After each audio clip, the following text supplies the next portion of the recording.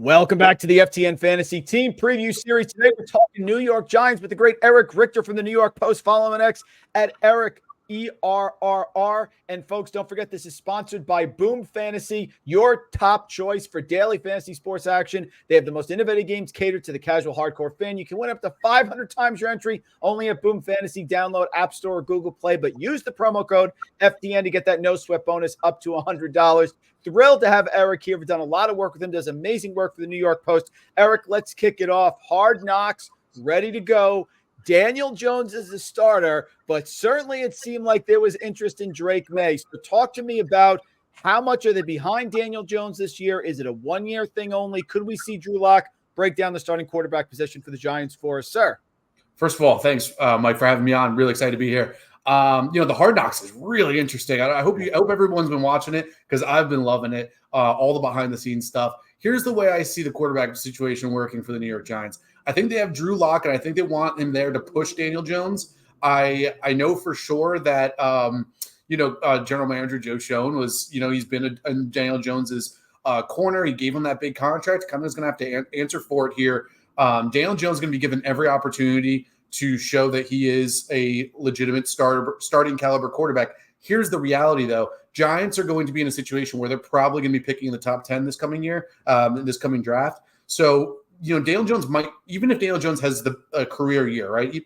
Even if he gets to the point where he's, 4,000 passing yards and 600 yards rushing, we know he gets the volume on carries. Daniel Jones probably not going to be the quarterback, would be my guess in the future. As long as they're picking the top 10 out to make the playoffs, Daniel Jones will stick around.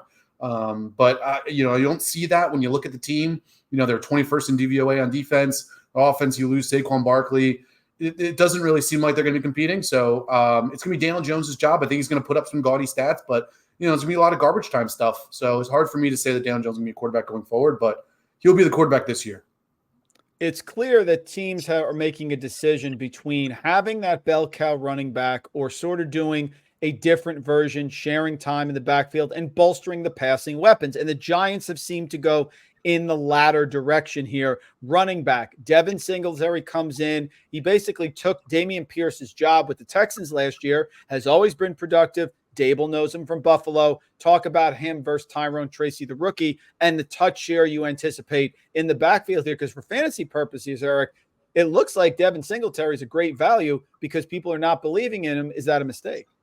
Devin Singletary averaged over 4 yards a carry last year, and the Houston Texans offensive line is nothing to write home about. I believe they were ranked 22nd in the NFL last year by this past year by Pro Football Focus.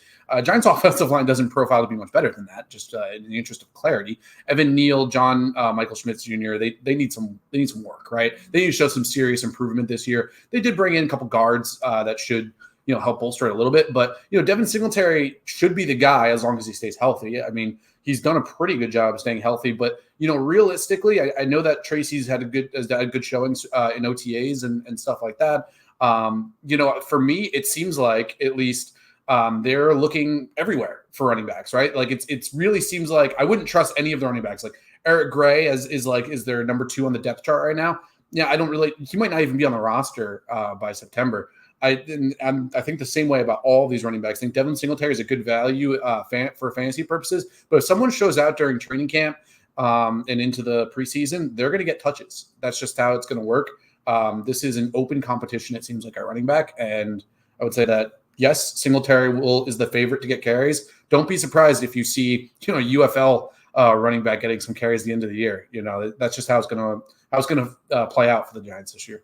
Yeah, wouldn't be surprised. I myself have a hesitancy to say that rookie wide receivers can jump in and demand that wide receiver 1 target share and perform.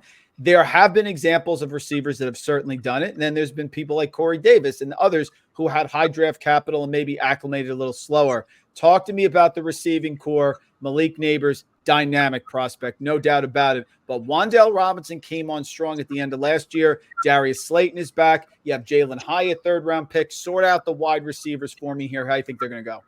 If you're talking about fantasy purposes and talking about ADP, right? Malik Nabers at 55, I believe was where he was at for ESPN.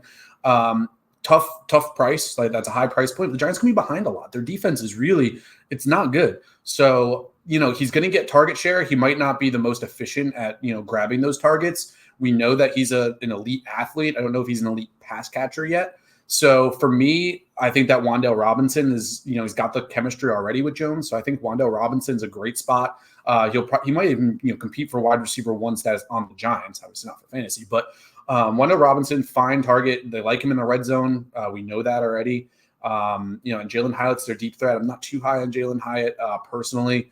It's going to be tough for him to, really leap over. And you got Darius Slayton, who's also, a deep threat as well. I remember, 2 years ago, Darius Slayton was practicing with the 6th team at training camp. That was a big talk around New York sports, is that Darius Slayton might have been on his way out, might have been cut, and then injuries forced him back in, and now he's, still with the team. Could be the end of Darius Slayton this year if he has a bad training camp. And, same thing. You got Allen Robinson there, which makes no sense. But you got Allen Robinson, and it's a mess. The wide receiver room is a mess. I think Wan'Dale Robinson would be the guy that I'd target. Nabers, obviously, for Dynasty. But, at price, tough to price him out at 55. And there's going to be concern, Eric, with Daniel Jones with the turnovers, which makes me think short to intermediate passing is sort of going to be dominant here. Tight end, Daniel Bellinger or Theo Johnson. Jack Stoll there. Sort out the tight end position here because, of course, Theo Johnson comes in, has some athleticism, certainly 4th-round pick. Sort out the tight end position for me, please. Good athlete. Depends on what Brian Daboll wants to do with him. Brian Daboll very much reminds me of somebody's, I believe it was Jim Harbaugh said, the tight end has to block first and then, I'm sorry. It was the Raiders who said this. The tight end has to block first and then catch passes. And now they have Mayer and Bowers, but go ahead. Which makes no sense, right? Which makes no sense considering you just wasted your 2nd-round pick last year and a top 20 pick this year on Bowers. But okay, go off. Anyway, so Bellinger's a really good run blocking tight end, and they're going to be running the ball a lot. Daniel Jones is top 5 in rushing attempts for quarterbacks. Jones is going to be running a lot, right? That's just what it's going to be. I think that Bellinger is going to get a lot of the goal line work, and he's going to leak out for maybe touchdowns underneath. I like Bellinger because he is going to get the majority of the snaps. It's going to depend on what Theo Johnson shows in the running game in training camp. We're going to want to keep an eye on the reporting based on how he's working around the goal line and in terms of run blocking. Eric, great stuff. Amazing as always. Last question, we will get you out of here. Give me some sort of projection, what you think. We know that in the NFC East, I believe 19 of the last 20 years or 20 years in a row, the same team has not repeated as division champion. So that knocks out the Cowboys if you follow that. Of course, the Eagles going to be favored as well. But Giants and Commanders here, can they stay competitive? Defense you talked about as well. Strength of schedule, sort of middle of the pack overall, easier with non-conference. Daniel Jones, if he can regain the magic that he had 2 years ago, can they do some things? Talk to me about the defense and your overall outlook of the Giants in 2024. Giants defense is, okay, so their pass rush, this reminds me of very much of a 2008 Giants defense, right? They're seemingly trying to build it around that. I'm not saying they'd be on that level of a Super Bowl quality defense. But, they got Brian Burns, they got Thibodeau, they got Lawrence, and Okereke is a very good player as well. So they're building the front 7. But it's that back 5, the back line is rough, right? You got Deonte Banks and Jason Penix. I don't love their defense. I think it's going to be improved. I believe they're 21st in DVOA last year defensively. I think that they will be better than that. Their roadmap here is going to avoid turnovers, avoid fumbles. Daniel Jones' problem with that.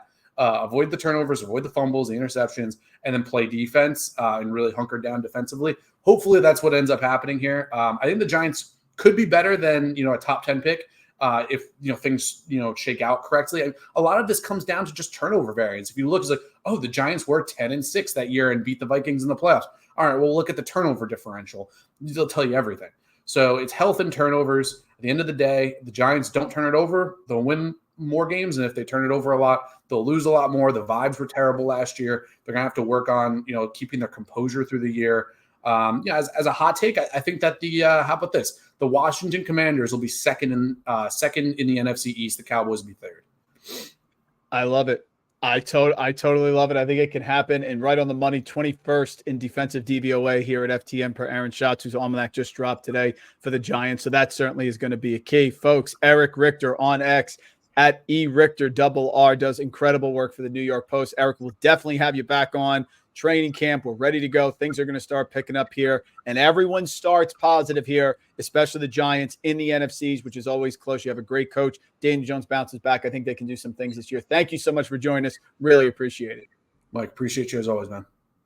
The NFL Team Preview Series is sponsored by Boom Fantasy, your top choice for daily fantasy sports action. Boom Fantasy has the most innovative games that cater to both casual and hardcore fans. Win up to 500 times your entry only at Boom Fantasy. Download now on the App Store and Google Play. Use promo code FTN to get a no-sweat bonus up to $100.